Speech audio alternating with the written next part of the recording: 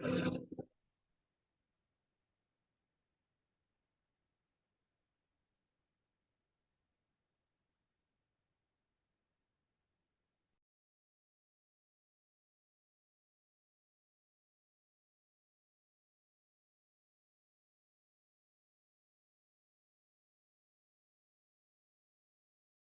and welcome to today's event, Ventilation Bootcamp, why it matters and how to retrofit it, in particular for community energy organisations.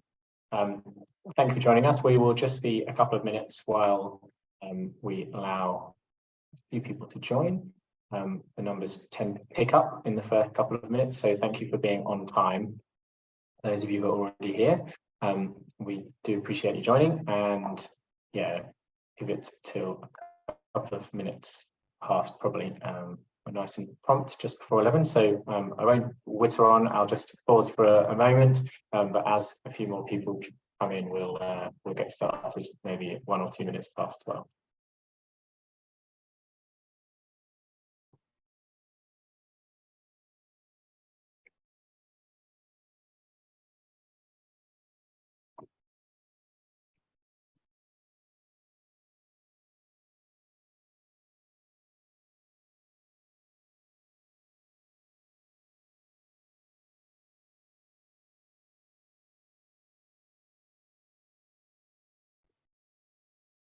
And just to clarify for those joining, we are just giving a couple of minutes for people to come in at the beginning of the event. Welcome to Ventilation Bootcamp.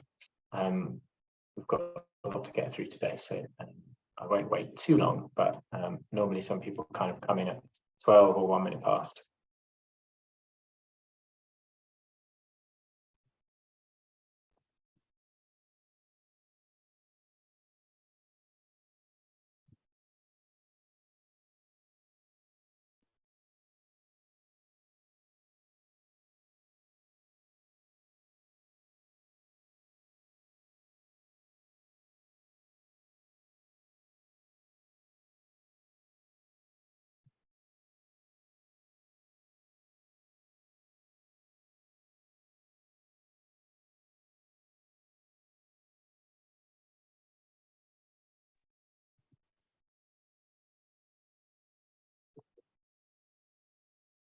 Great, so yeah, thank you everybody for joining. I'll mark that as the official start of the event, and we'll get going now. Thank you to those who have joined us today.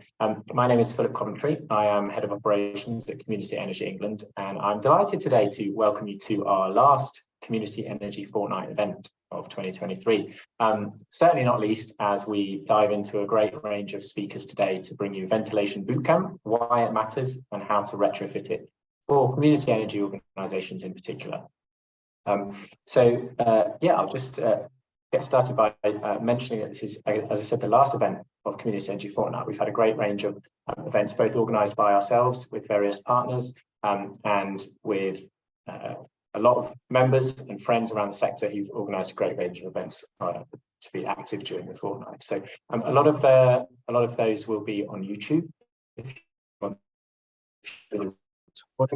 they'll go up so that you can have those as a resource to access afterwards with lots of different information and be able to share those with colleagues and friends. So I'm just going to run through a couple of bits about CE before we get started to make sure you all know who we are. And then, as I said, we've got a nice range of speakers to get through today before we'll have a Q&A session at the end. As you may have noticed when you joined, the event is being recorded, so that's just a little heads up. If you're not happy to have your face shown, then you just need to switch your camera off. But for generally sort of pleasing event experience, it's nice to see some faces, so rather than entirely black screen. So do leave your screen on, your camera on, if you'd like to. And again, as with the others, this will go onto YouTube afterwards, the recording, so you'll be able to watch it again and share it if you'd like to. We've got a chat in Zoom. It's down at the bottom of the screen. There's a little button in the black bar. There's a button called chat. So yeah, please do get active there. Introduce yourselves. Tell us who you are, what organisation you're from, which part of the country, if you want to, and also you can share your sort of interest and experience in the topic on ventilation and retrofit today. So yeah, please, it's always great to sort of hear about who's joined and why they're interested in this, so that we can get an understanding of the little community that we're bringing together today. And yeah, as mentioned, Community Energy Fortnight. I think I've gone through that, but thank you for being part of it. So you're all participating in Community Energy Fortnight today.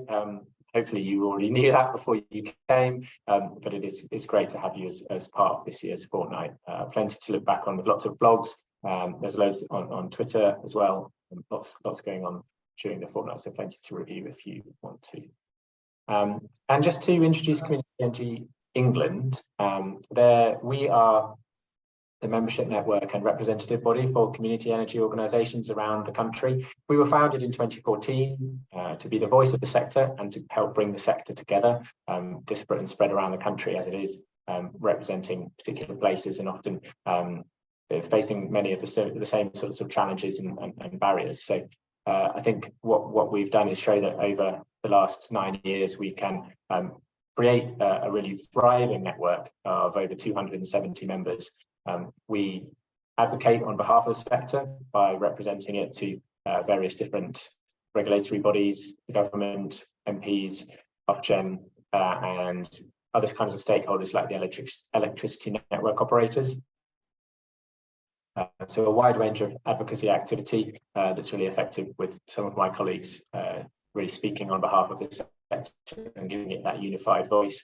We also run events like this as a way of connecting the sector. We have other membership services such as our online practitioners group on Lumio, which helps bring the sector together. And we run some in-person events now. We always did, but obviously after a break, we're back with those, with the conference coming up in September and the Community Energy Awards coming up in November, as a way of bringing people together in person. So that's a little bit about us. We are very pleased to see people like yourselves coming together to learn more about community energy, understand it, get involved, and increase the skills that you have. So this session promises to be one that is going to give a lot of information across. So thanks very much. I will now pause my screen sharing, stop sharing. Okay. And I'm going to hand over to our first speaker today. I'm very pleased to present Mark Thompson from getenergysavvy.info, web address there. And he's going to give us an introduction to the various options and possibilities for retrofit and energy efficiency and ventilation. So Mark, if you're ready, please pop your slides up and yeah, get away when you're ready. Thank you, Philip. So if you're interested in energy, particularly if you're interested in home energy and home energy efficiency, we're all on a journey in that direction. But if you're interested in that area, you really need to be interested in ventilation as well. The right ventilation in a building is really important as we gradually make homes more and more energy efficiency. So the purpose of this bit of my presentation is really about, if you're a little bit curious about ventilation, which you obviously are because you're here, is to try and make you ultimately on the pathway to being a bit of a geek at the end of the day, because you really need to, because it is a really important agenda that is overlooked by certainly the vast majority of the public out there. And sorry, let me skip my. And one of the reasons it's important, there are two big reasons, is that over the last few decades, we've moved from homes that have been really leaky, but had really good air quality, to homes that are now becoming more and more sealed. And there's been an invisible tug of war going on between ventilation and sealing a home up to keep heat in. And we're now in a situation where there are more and more homes where they are too airtight. There isn't enough ventilation, and really energy efficiency and the pursuit of that is being dominant, and ventilation is actually become an issue, and it's been losing the battle. It's been losing the tug of war over the last few years. And evidence for that is that something like a third of homes in the UK have issues with damp, condensation, mold of some sort, which is quite an alarming proportion of UK homes. But it is getting more and more prevalent, and it's only going to get worse unless we recognise and understand ventilation better. As well as damp and mold and condensation, of course, there are health issues that are at risk of the back of that. in particular the very tragic case of the toddler that was in the news late last year. And it's something we need to address proactively, in line and in concert with what we're doing on home energy. And to give you an idea by trying to put it into numerical terms in terms of what this is all about. So the average home and the volume of air in it will hold a certain amount of water vapor, and it can hold typically around about 2 litres of water as water vapor in the air in a home comfortably, to give you a sensible level of relative humidity, a sensible and healthy level of relative humidity. The absolute maximum capacity that the air in a home will take is probably around 3 litres, maybe a little bit more. But if you've got 3 litres of moisture, water vapor in the air in a home, you would have condensation dripping off almost every surface. And in fact, if you've got a dog with a thick and warm enough coat on it, it will probably have condensation running off your dog. So 2 litres is a comfortable level. 3 litres is a very, very high and an unsustainable amount of water in the air in a home. So that's the amount a home will hold in terms of water. And yet in the context of that, every adult generates, through a wide range of activities in a home, between 2 and 4 litres of moisture that it's putting into the air from normal day-to-day life. That's everything from breathing, sweating, showering, cooking, boiling the kettle, and doing laundry, etc. On average, we're putting in quite a lot more water into the air than you might imagine, given that particularly a home can only hold about 2 litres or so of water. So it has to go somewhere. And if it doesn't get out, it will cause problems, as you see on the pictures on the left. And there are more serious problems it causes as well. Because if it can't get out, although you'll see the visible symptoms on the left-hand side, there are more serious problems it can generate behind the scenes. So if you've got a home that is laden with too much moisture and it's not getting out of the sort of the sides of the home and through the exterior skin of the home, it will find ways into the substructure of the building.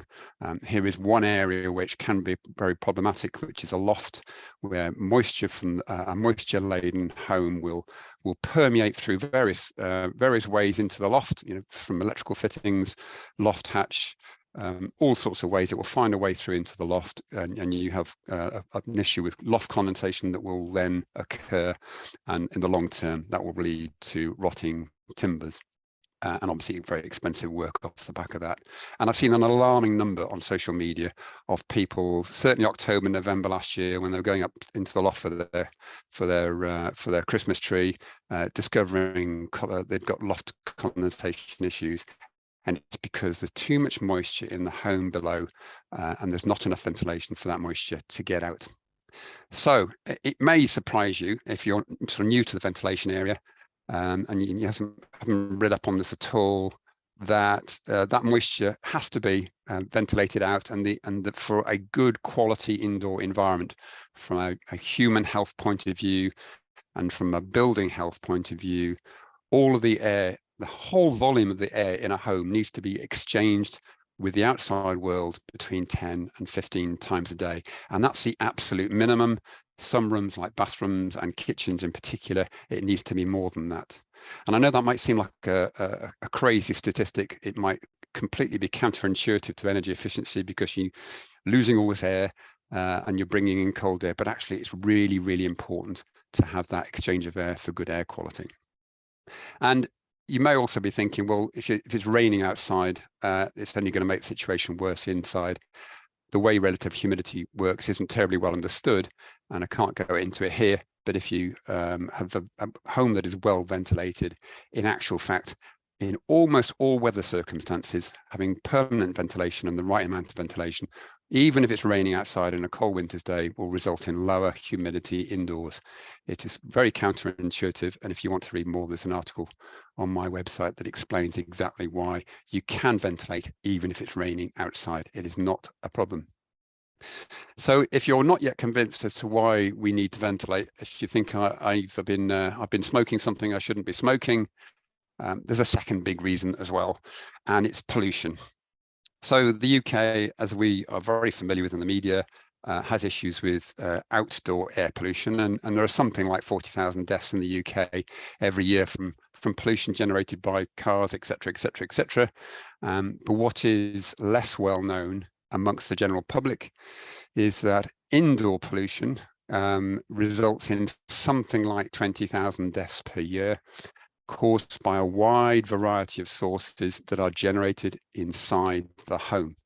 So this is 20,000 deaths that occur every year in the UK from internally generated pollution, from a very wide range of sort of cocktail of chemicals, hundreds of chemicals and viruses and moisture as well, of course, that are invisible and odorless in the air in a home, that are all giving health problems that are, well, they're not that well understood yet. They're understood well enough to understand that, yes, this is a serious health issue that the UK does not have a grip on yet, and most people are unaware of. So indoor air quality is really, really important, and ventilation is the only way of getting rid of all those nasties. So what are the practical solutions to this? Well, first of all, every home is different. Every style of household and how many people there are and how much moisture and pollution they're generating is different. So there are no silver bullets. But there are a range of solutions, and we just have to work out which is the right one for you and experiment and so on. So there's no silver bullet solution. One solution that is not a silver bullet does not fix the problem, but can make a difference, is dehumidifiers and air purifiers. They have a role, they can help, but there's no independent expert anywhere that will tell you that dehumidifiers and air quality devices will actually fix a problem, because they don't. They are only a small sticking plaster, and actually they are the most expensive way of trying to fix the problem. So in terms of simple and low-cost solutions, there are very simple solutions available to hand. This is a simple solution for a bathroom. It's in a 70s house. A friend of mine's got this house, and they leave their bathroom window open a crack like that because they don't have trickle vents, they don't have an extractor fan in the bathroom. The home actually holds its heat really well. The bathroom doesn't have any humidity or damp issues. This is their solution. Dead simple, it costs very little to do, and it solves the problem from their point of view. So that's a very simple solution at hand for everybody. The Germans have got a tradition, and it's called, if you pardon my pronunciation, Stoßlüften, otherwise known as shock ventilation, where Germans will open all the doors and all the windows for 10 minutes a day, once in the morning, once at night typically, and basically eject all the air in the home and let in fresh, clean, dry air. Okay, it's a bit cooler perhaps, but in the house will warm it up. But that is a really, really efficient way and a very effective way of getting rid of all the moisture in the air in a home, and all of the pollution as well. And by my sums, I've worked it out that to do so in the middle of winter, if you do this in the morning, you do it at night, each time you do it, it costs about 10p in lost energy. That's all. I know that's counterintuitive. That seems crazy. That seems an unrealistic figure, but that is the facts. More sophisticated solutions that we're obviously quite familiar with are trickle vents, which you can retrofit. There are YouTube videos that show you how to do it online. Trickle vents only cost £3 or £4 to buy. There are only 10% of homes have got them. They're now compulsory on most windows, even replacements. They are there for a purpose. Even when they are open, and they should be open all the time, they are barely adequate for many homes. But if you have them, they should be left open. Let them do their job. They are engineered and mandated for a very, very good reason. And if you have extraction, I'll just obviously. Mark, Sorry? I'll just cut in quickly to let you know that that's time. So if you could draw to a close for me, that would be. Okay. So extraction, use it. You'll hear more about other more advanced solutions like positive input ventilation shortly, and mechanical heat recovery systems shortly as well. Both excellent but active systems. And the one final message is we must not be afraid of fresh air. Thank you. Perfect. Thank you very much, Mark. Sorry, you only had a minute more before I cut in. Lovely. Thank you very much for introducing us to the topic and giving us such great background. That's really helpful. So I'm pleased now to move on to Colm Watling. who's a retrofit coordinator with a lot of social housing experience. He's going to give us an overview of common problems and solutions, and hopefully with at least one case study, possibly 3. So if you're ready, Colm, then I have to hand over to you. Okay, can everybody see my slides? Yeah. Yeah, we got those. Brilliant. Hi, yeah. So my name's Cullen Watling. Don't worry about my pronunciation of spelling. I stopped correcting people a long time ago. I'm privileged enough to live on the Isle of Wight, although I'm not joining you from there today. Great to see some colleagues from the island also on this call today. So it's fantastic. Very, very quick presentation today to just go through a couple of hints and tips, really. Mark's done an excellent good job of setting the scene there. So, in the Mark 1 eyeball, you get. I can't see you, Colm. So if you want. I kept the video off to save bandwidth. Okay, great. So we'll try it. If it's choppy, tell me, and I'll turn the video off. All right. Okay. So what you can see with the Mark 1 eyeball is the condensation, damp, and mold that is in your house. We live on the Isle of Wight, lots and lots of Victorian properties there. The Victorians built some excellently ventilated properties that we then ruined by putting double glazing in them and sealing them all up airtight. So what used to ventilate naturally through the building no longer does. We are plagued on the island with condensation, damp, and mold with these big old pipes. Mold's unsafe, it's expensive, it's a pain in the backside to keep under control, but the hidden health benefits are much, much worse. Doesn't justify social housing to us. And a lot of invisible in places where you don't go, rooms you don't go into, bits behind the furniture that you never move. So it's a prevalent problem in a badly ventilated home. But more importantly, he said, try and make his slides work. What can't you see? So there's a load of stuff in the atmosphere you cannot see. Particulate, this is the stuff that comes out of diesel vehicles. It's implicated in all kinds of neurological conditions. It's a really bad thing to have. It is completely legislated out in the outside world. So we measure our pollution with roadside monitoring stations and all kinds of stuff. In your own home, you are at liberty to produce as much particulate as you wish. It's a good idea. Volatile organic compounds, we get those in paint, that smell of fresh paint, particularly gloss paint. It's not good for you. Carbon dioxide is really hard to measure. If you've got bad ventilation in your house, you can get a buildup of CO2. Increased CO2 stresses your body like you wouldn't believe. You don't want that. Carbon monoxide, we're all familiar with. We have carbon monoxide alarms in our house to worry about badly ventilated combustion appliances, gas fires and boilers and the like. And CO will just straightforward kill you if you get that wrong. So there's a good reason for ventilation. Mold spores, we've talked about mold already. Formaldehyde, you get in new furniture, you get in new building materials, and renovations done. A formaldehyde is preservative. You don't want that in your body.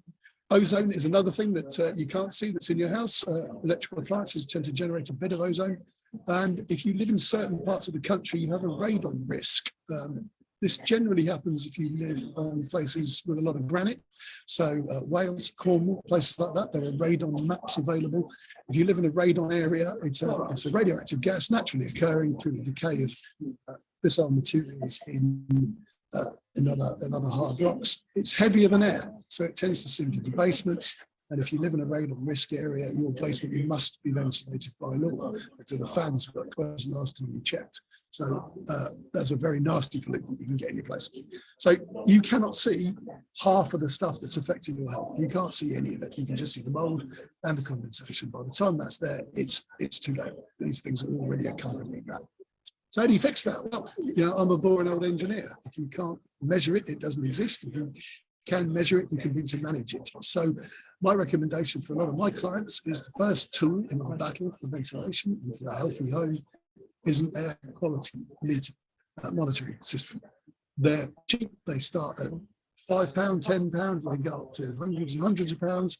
I've got the Amazon one. It's absolutely brilliant. It sits on the metal piece. It's got a really simple user interface. Red, amber and green LED. If I'm cooking toast or stir frying some vegetables, without opening the windows, the light goes amber. I want more detail, I can get into the app on my phone and it shows me loads of stuff. Can't measure CO2. Unfortunately, CO2 requires some expensive sensors to do it. So a cheap air quality one won't do CO2, they'll do most of the rest of it. So yeah, if you can afford one, get one. If you can afford more than put one in your living room, one in your bedroom. That's a very good tip. So let's talk about some practical solutions. Now we've identified what the problem is. Behavioural situations, behavioural solutions in retrofit, I'm not a massive fan of. The literature suggests that if you educate people with behavioural solutions, it's not sticky.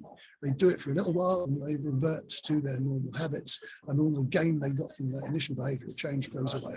So it does work. The opening the windows, the German thing, I'm not going to try and replicate Mark's pronunciation, but that does work. You'll probably forget to do it after. We're going to talk about positive ventilation. That's a little bit of a controversial subject in retrofit circles. People can talk about interstitial condensation, and it simply hides the problem. If somebody has got any evidence of interstitial condensation caused by PIV, I would very much like to have heard people complain, but I've never seen any evidence. We're going to talk about decentralized, right? That's two letters in an abbreviation, I don't know, but decentralized mechanical ventilation with heat recovery. We're going to talk about MVHR, mechanical ventilation with heat recovery. Mark's touched on that. We'll do a brief thing about AirX as well, which is a very useful technology. So this is a positive ventilation fan. I recommended this to all my clients a little while ago. They emailed me just yesterday to say it's completely solved their condensation problem on their Victorian double glazed. What it does is you put Nelly the elephant there up in your loft. It sucks in air that's in your loft. It should be dry, filters it through the big filters. All filters need changing. You've just created yourself a maintenance issue. And then it pushes it into the house under a little bit of pressure. And then that forces the wet air with all those nasties in it out through all the gaps and the cracks and all those things. So first house we did this in, the reason they had such dreadful condensation running down all the windows is that there was a bathroom in the flat below that didn't have an extraction fan. All the hot water from downstairs was coming up into their house. And as soon as it got cold, all the windows filled up with water and the mold started growing on the bottom. Every time you left it, it was coming back. PIV fan went in, it cost something like £7 or £8 a year to run the electricity, and it's completely cleared up the condensation. So not for everybody, but it's a useful tool. Client that I was just talking about just a minute ago, the one that has installed PIV, up until this point, we had a pair of these things. These are DC MHVR fans. So what they work as is a normal extraction fan. Air goes into it. Inside it there's a series of tubes through a ceramic block which acts as a heat exchanger. You pull the hot wet air in your house through the heat exchanger with the fan, storing the energy of the hot air in that heat exchanger. Every few minutes the fan reverses and it sucks in cold air from outside through the heat exchanger, fresh air, warms it up, which is into the house. So what that allows you to do is save all the energy that you would be throwing out of your house to improve the ventilation. These are easy to fit. You just need a 100mm core drill, just whack it through the wall and away you go. So the problem that we had in that house, again, damp condensation and mold, literally all the running down the walls in the coldest room. And that was caused by too much air tightness, double glazing again. It was caused by inadequate ventilation, double glazing again. And we fixed it with a pair of DCM HVR fans. There's a bit of calculations, a bit of maths in there. You need to work out the air change rate. You need to work out the volume of the house and how much air these things can handle for you. But yeah, they're pretty easy to fit. Last ventilation technology I'd like to highlight is AirX. The problem we had in a house that we were working on was really cold, drafty ground floor rooms. So gaps in the floorboards, nice polished wooden floors, gaps in between them, and when the wind whistled through the AirX, the front two rooms are freezing cold because of that. So how do we fix that? We put AirX smart air bricks in there. You have to have ventilation under your floor, because otherwise your joists will rot with condensation. What AirX allows you to do is have enough ventilation to prevent condensation and rot, but not too much ventilation so that you're losing the heat through your floorboards. And that is the end of my presentation. I've picked up Mark's time overrun, and I think we should be back on track there. Happy to answer any questions in the chat or afterwards. Thank you very much. I'll stop sharing now. That's lovely, Colin. Thank you very much. And yeah, great to be on time. And also a great mention of AirX there, who are going to be coming up later to speak to us a little bit more, which is handy. Brilliant. Oh no, in fact, immediately leading on to AirX. Sorry, I should have known that. So next, I'm very pleased to introduce Richard Kemp Harper from AirX. It's a nice segue from one presentation to the next. AirX, as I'm sure Richard will tell you, they combat fuel poverty and climate change through pioneering affordable smart home solutions to create warm and healthy homes. So yeah, over to you, Richard, when you're ready. Thanks very much, and thanks to Mark and Colin for setting it up so well.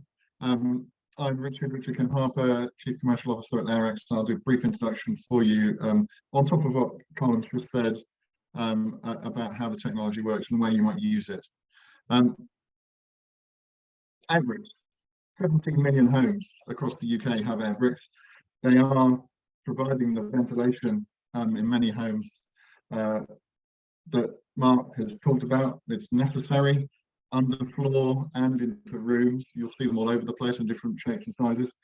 But they are passive, dumb devices, and they ventilate all the time.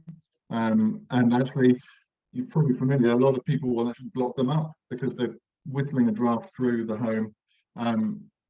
And that gives you then the problems that Mark was talking about of not actually having the ventilation you need. So AirX is addressing this challenge that Mark introduced so well of balancing that type of war he described, balancing the thermal efficiency of homes with getting healthy air exchange. Open Airbricks can contribute about 15% of a home's heat loss if they're open all the time, and a blocked Airbrick is going to cause some of the problems we've heard about. So the Airbrick system is very simple in concept. It's a device which replaces like for like an existing Airbrick, and it's got a mechanical flap inside which opens and closes that vent.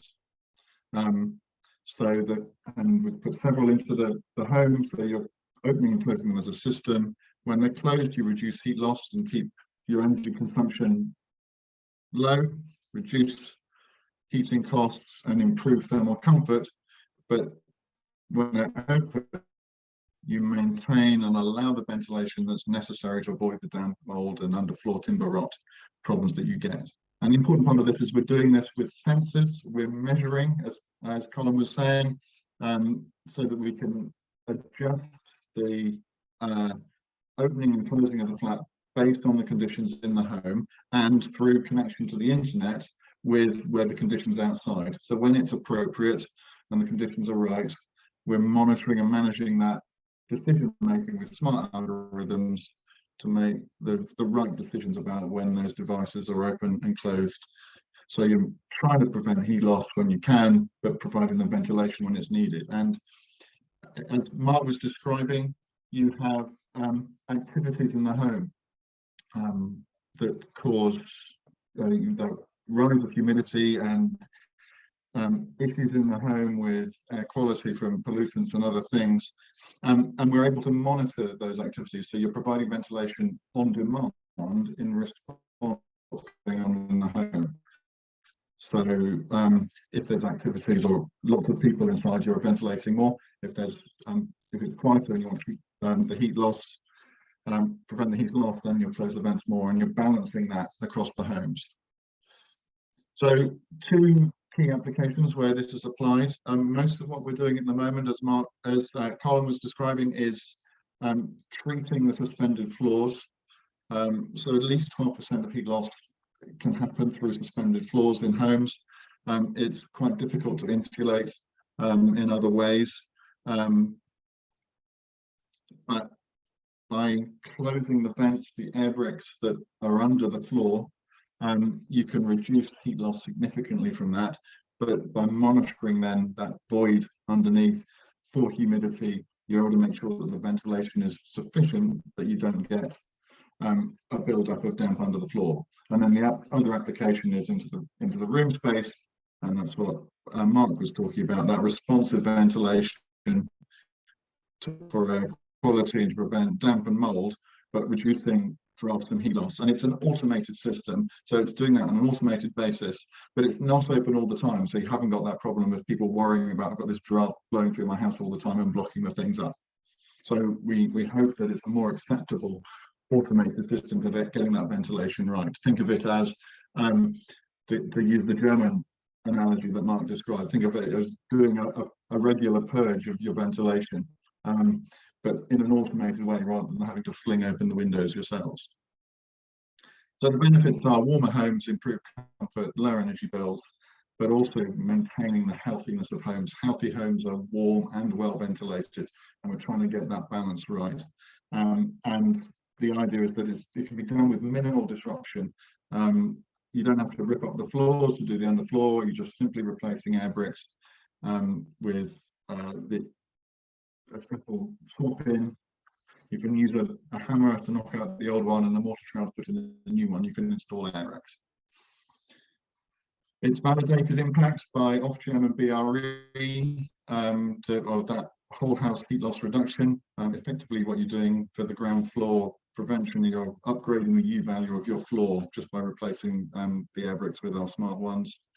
And it's really cost-effective way of getting that energy saving. If you think of loft insulation, cavity wall insulation, Aerex is up there with the cost effectiveness of the product, and we think a 2 or 3 year payback roughly for the cost of the install into the floor void. And as I say, it's really easy to do. Connect the devices to the internet and to each other, remove the existing air bricks and mortar the new ones in, and there you are. You have a system that's saving you money already, and it takes about an hour and a half for a home, for an average home. And it's battery powered, so we don't need any electrical wiring or special competencies. More or less any trade or even DIY can do this installation.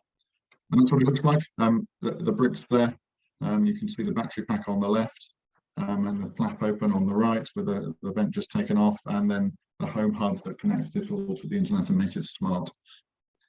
And we've done about 8,000 installations of bricks installed across the UK, 1,500 homes, and got some really good feedback from housing associations, from local authority, landlords, and a lot of what we're doing is addressing that, particularly that social housing, fuel poverty sector, to really simple, cost-effective solution to making quite a big difference to the people's bills. So that's me for summary, and I'll look forward to maybe some questions later. Thank you. Brilliant. Thank you very much, Richard, for that run through. It's great. Lovely. Now, moving on, I would be pleased to introduce you to Vince House from AirEcho, who develop innovative ventilation solutions for residential and office buildings, with a key concept, which is the modulation of airflow rates according to the needs. So, Vince, when you're ready, please continue. Thank you. Thank you very much, Philip. Hopefully you can see my screen there. Yep, see the screen now, yeah. And is it full screen yet? Hang on, let's see. Isn't. There we go. Well, thank you very much. And I think actually we sort of follow on nicely with Richard and Aerex there. In fact, we're working on projects together. So AirEcho is a founder of demand control ventilation. It was developed in France some 39 years ago for domestic properties, and I would say setting the standard in the UK now in terms of a good way of ventilating a property. So what is it? Essentially, demand control ventilation, it rather than being a fixed rate and constant for the dwelling, it's varied in accordance with demand, because that's the thing that changes, very much in the same way that a heating system responds to the internal temperature, which would be sensed by a room thermostat. We measure the moisture in each room and adapt airflows accordingly.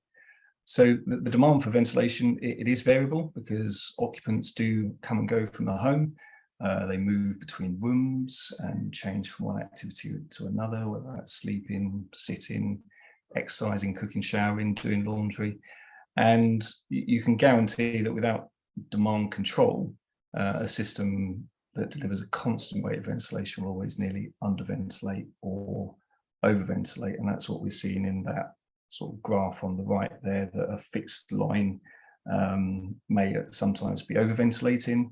It might be underventilating as well, and that in itself also becomes a bit of an issue, particularly when you're looking at condensation, damp and mold, and we see this a lot in social housing, where you might have a design which is fit in terms of building regulations, but because the occupancy or the activities of the occupants within that property is greater than what the design was for, you have that ceiling level. So what we like to do is build in a lot of capacity into our designs so that if there's high levels of moisture, we can manage that. But equally, if there isn't the demand there, the system can regulate itself down and get those energy savings as well. So it's a whole house system. I was just touching on what's changed in Part F, and obviously we're doing a lot in terms of energy efficiency measures.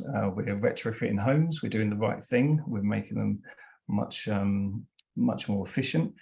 And what we've seen in Part F, the building regulations that cover ventilation, is existing buildings are now subject to these Part F regulations if you're doing a number of minor measures or some major measures, which would mean that property now has to come up to the latest building regulations. So, and just to touch on 4 of those major ones, if you're insulating external walls more than 50%, if you're putting in more than 35% of doors and windows, that would be considered a major enough change. If you're insulating a subfloor, or if you're blocking up a chimney, for instance, any one of those would be considered a major enough change to the fabric of that building that you'd have to now adhere to the latest regulations in Part F.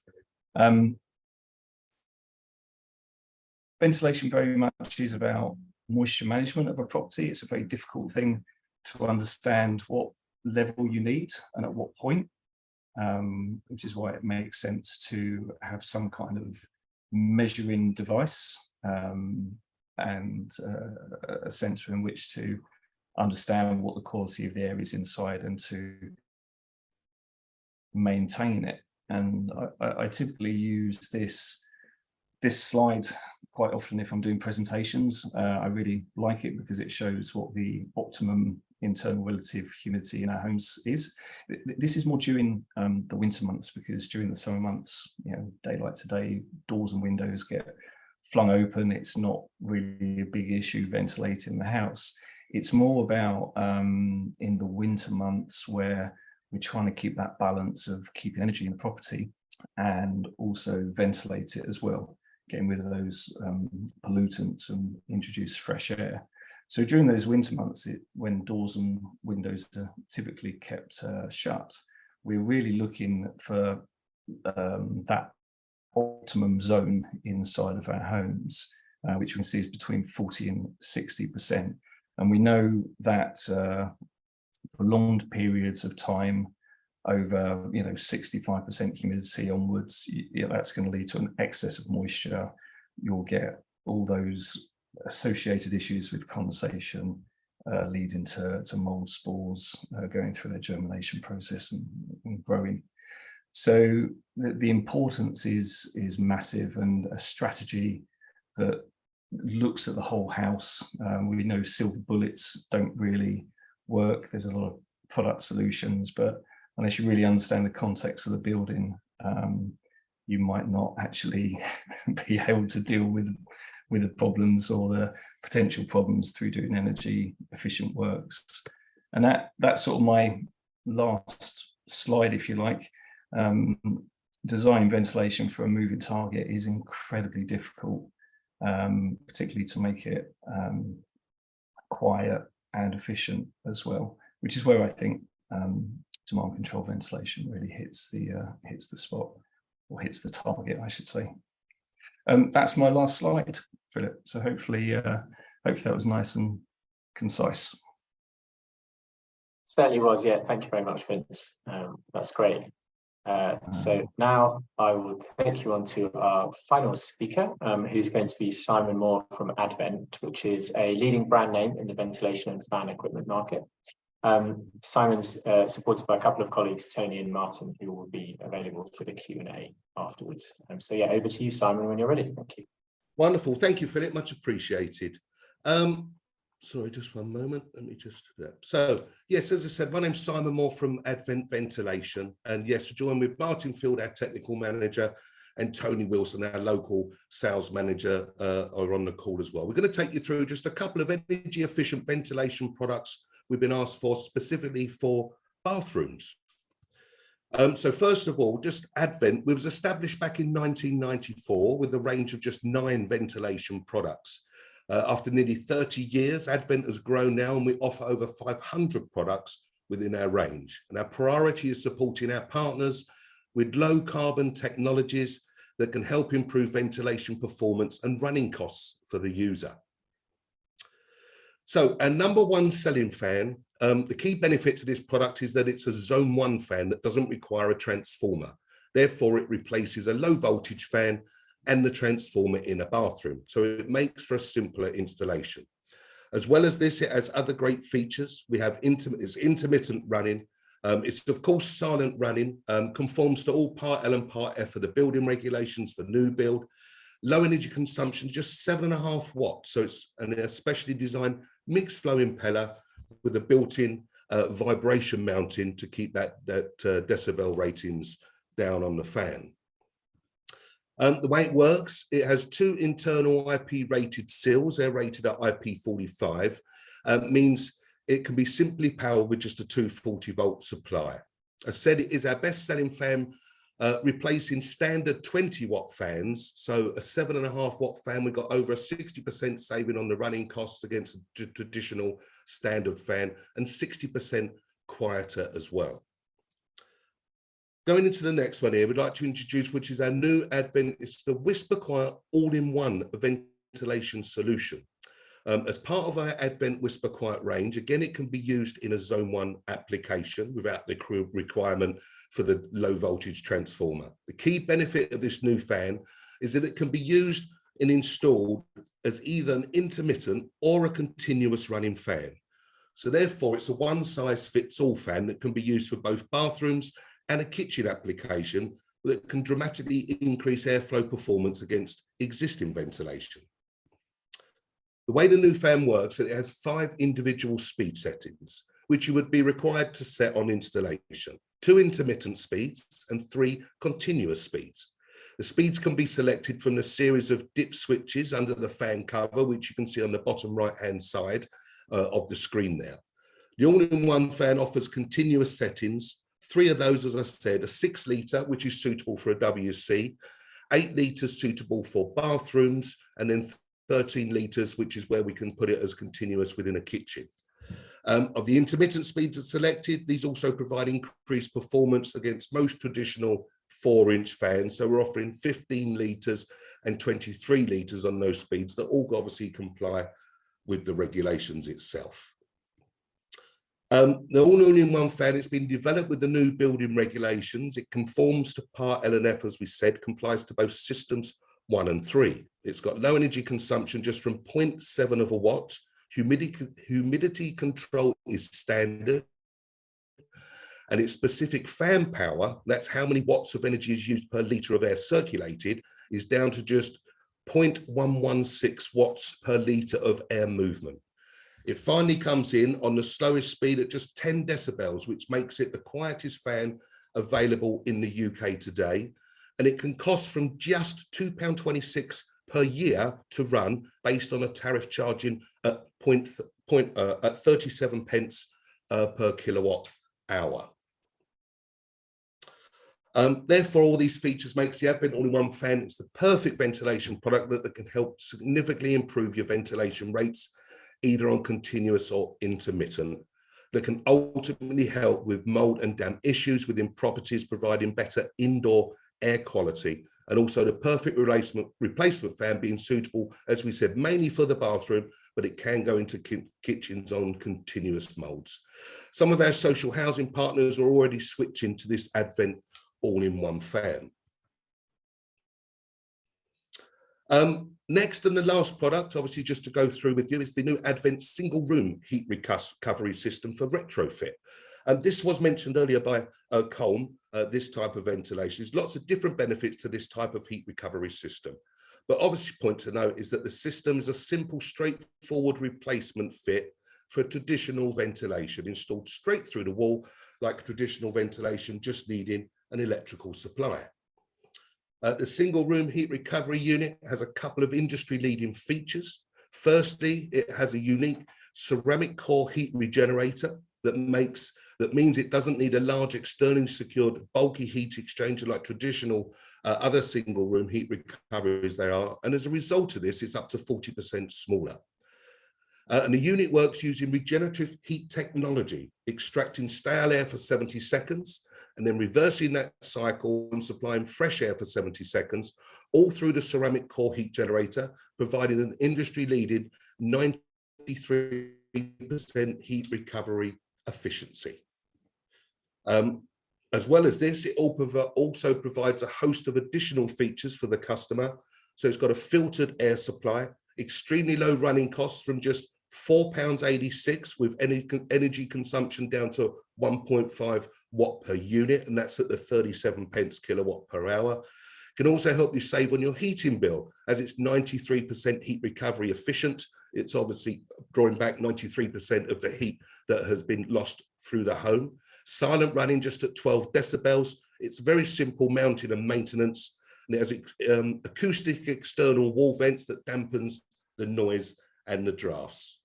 And they help prevent condensation, mold, humidity control for your bathroom, but it can also be installed in any room in the property if you have damp and problems with that. Cole mentioned earlier as well that PIV, positive input ventilation, we're developing currently at the moment, and we hope to be launching in September our own positive input ventilation unit, looking very similar to what you saw on the screen earlier from Colm. And then just to finish off, all Advent products come with a 5-year no quibble warranty.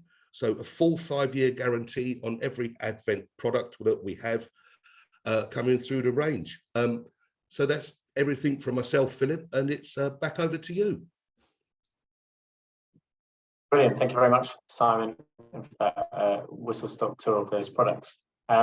Great. So that brings us to the end of the speakers. I hope it'll be a very interesting and informative range there, and a lot of information kind of conveyed across to us. It's brilliant. We've had a lot of questions coming through on the chat, and it's been great to see the speakers who've been engaging actively with that. So if you haven't been following, now would be a good time to look at the chat and see all of the information which is going on there. One of the things that I would like to do is admit my own ignorance here and start off with a question which will build on that, because I imagine, and I obviously can't be sure, but I imagine I'm not the only one here who's a novice. So the terms demand controlled ventilation and the MVHR have been being used quite a bit. I saw that at the end of the last presentation, but it's also in the chat quite a bit. So I wonder if somebody could kind of just give a quick introduction to those two and maybe compare them slightly, so that people who are kind of wondering about how they might approach those two options could kind of conceive them. Oh, I'm happy to do that, Phil. Thank you. Well, let's start with MVHR. It's a whole house ventilation system, and each room is ventilated. The rooms get split into two types: either a wet room where there's a moisture producing source, tap, shower, whatever. So the wet rooms, kitchen, bathroom, utility, toilet gets included. These rooms you constantly extract from. And the remaining rooms, the habitable rooms, living spaces, bedrooms, those rooms get a supply of air. So instead of that air just being sucked out of the house, what happens, it goes through this heat exchanger, and that heat exchanger will warm up some of the air that comes back into the property. So there's a constant cycle of extracting and supplying to every room in the house at all times. So it's always been considered very good technology. There's some high efficiencies that can be gathered through it. Particularly good in commercial environments where you've got a lot of air movement. So in office spaces, for instance, where there'd be a lot of energy lost in that scenario. And that is considered the gold standard, if you like. It can be quite difficult to retrofit because there's a lot of equipment and you've got a duct to every room. So that can, unless you're doing an extremely deep retrofit, that could be one of the factors why you might not select that as a product. Also, it's quite expensive just to buy all the equipment to start with. So there is that factor. And I guess as a comparison, demand control ventilation, instead of just ventilating each room at a set rate, it will actually understand what the need of the ventilation is in each room and adapt the airflows accordingly. So you don't recover any of the heat from the property, but equally you don't waste any energy either, because all you're doing is taking out the excess moisture that if it wasn't there, if that remained there, that's where you get the issues to do with condensation, damp and mold. So it's really a moisture management system. And there was an interesting report from Ghent University where they looked at 270 plus eco homes, so really like passive house standard properties, and half had MVHR, half had demand control ventilation. And actually, when they tested those for over 12 months, there was very little difference in consumption. Although the MVHR recovered more heat, it actually used more primary energy for that process. So when you actually put it all together, there was very little difference between the two types of technology, except one was a lot more expensive. So that look, I'm happy for anyone else to add to it, but that's how I would summarize it. Could I just also add that I've got MVHR, which I fitted myself over a decade ago, and you get qualitative benefits. Sleep quality is noticeably different if it's on or off, much better if it's on. We've got a wet room area which is used heavily every day, and in 12 years we have 0 mold in the grout, and towels dry out really quickly. So there's some lifestyle benefits that really you notice when you've lived with it, and we've no regrets. It's spectacularly good. The other benefit I was going to add, particularly where I live, I'm very lucky to live on the south coast of the Isle of Wight. There are plenty of houses which have got massive solar gain in the front, and the back is built into the cliff. So it's cold and damp at the back and hot and dry at the front. And MHVR is really good at moving that free heat from the front of the house to the back of the house. And also in summer, you can have it in summer cooling mode as well. So it's bringing cool air from outside on a hot summer's day when it's maybe 15 degrees outside. It'll help cool your house at night as well. So again, little fringe benefits that aren't normally in the headlines. Brilliant, thank you everyone. That's great to get that introduction. I think that helps set the scene for that. I think I'd like to pick up on another question that we've had, which I think just sort of chimes in. It's been answered a little bit in terms of the DEFRA, but I think it would just be interesting to understand if anyone's got a comment on how air pollution and the state of your external air that you might be bringing into your house relates to the need to manage the damp and the ventilation. I understand, lots of people will be concerned about air pollution and may not understand the implication of trying to increase the airflow from inside and outside.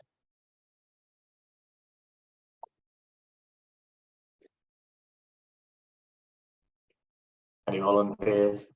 I mean, this is an area that is not anywhere near as well understood by the scientists as outdoor pollution. It's something that is growing in concern amongst the scientific community, and government is trying to work out what to do, because it's actually far more complicated in an internal environment, because the range of pollutants is much more diverse than outside. The range of vulnerabilities of people in a home is very different inside compared to what is assumed for sort of outdoor solutions and pollution issues. So There's no very little black and white information on indoor pollution and how to manage it, but there are some really good bits of work out there that give some statistics about, you know, if you're cooking a fry up in a kitchen, you'll generate, I don't know, 3 or 4 times the number of noxious and particulates in the air than if you were stood by a busy road. There are some really alarming, acute examples of the data on internal versus external, but it is an area that is really at the early stages of research, unfortunately, because all the focus and the public awareness has been around outdoor pollution. So it's hard to be to give any clear answer as to how to manage it from an internal point of view, because it is so complicated. Start by measuring it. Yeah, know if you've got a problem. Yeah, I mean, if you measure your carbon, monitor. if you measure your carbon dioxide levels or even humidity level, that will give you an idea as to how much pollutants are building up. So if you keep your humidity level sensible, then your internal pollutants are probably going to be sensible as well. But it's a really tough area. It's a really complicated area.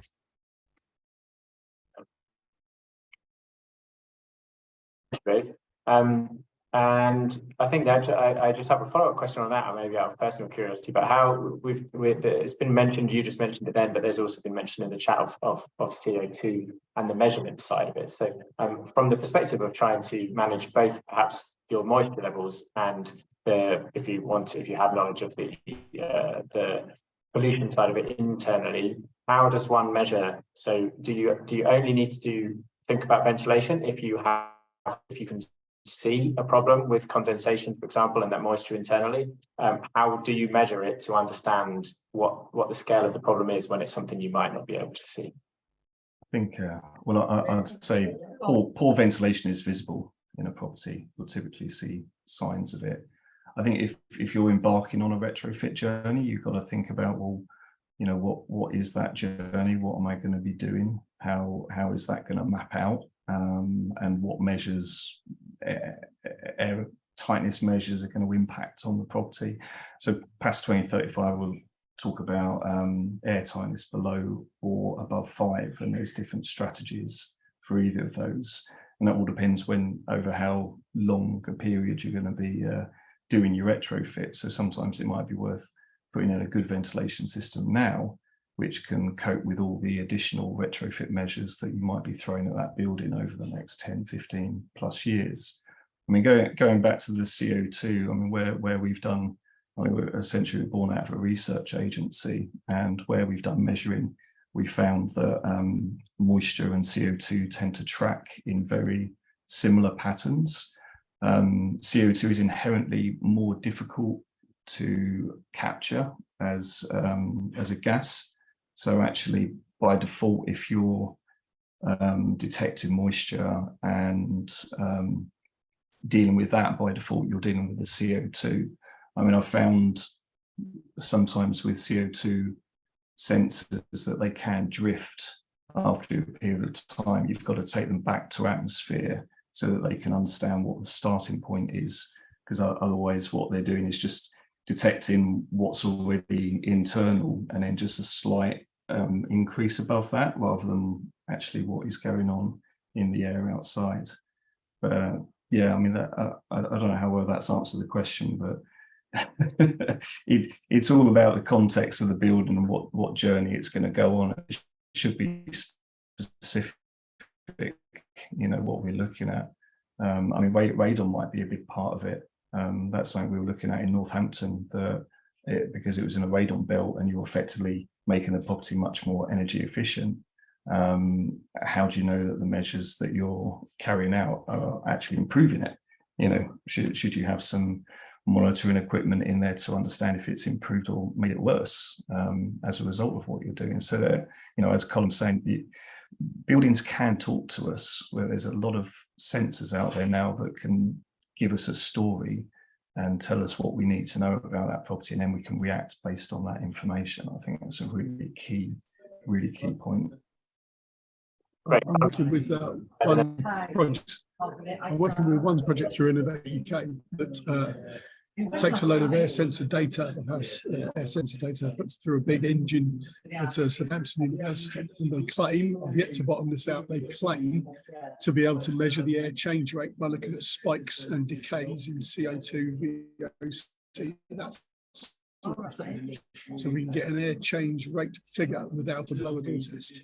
Now that's very interesting if that's true. But as I say, very interesting.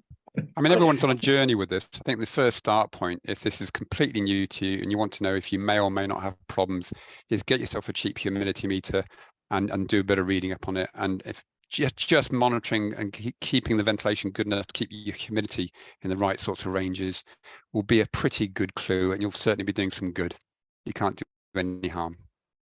Brilliant. That's a lovely last piece of advice. Thank you very much, Mark, and to all of our speakers. A great range there in terms of different aspects of ventilation that we've covered. So I am just going to finish by letting you know about Community Energy England. We are a membership organisation, and so I'd just like to mention that you have the opportunity to join us. So if you like what you've heard today, if you like the network aspect of what we can do for the community energy sector, which is to bring everybody together, both practitioners themselves meeting each other, but also meeting all sorts of stakeholders, suppliers and other kinds of experts and advice givers, like you've heard today, a great range of people. That's what we do. That's the kind of purpose of us as an organisation. So if your organisation is involved in community energy or supports it as a stakeholder or a supplier, and you're not a member of us, please do go to our website where you'll find all the information about how to join and the application form. There's various benefits, but you can read about those, but the principal ones being access to the networking opportunities and the kind of community that we have, and the fact that we then speak as the voice of the sector, and you could be part of that representation. So thank you again for joining us. Thank you to all the speakers for their time, their preparation and their input. We really appreciate that. Thank you to all of you for coming and listening. As I said, the event will go up onto YouTube after this, so you'll be able to share it with colleagues, etc.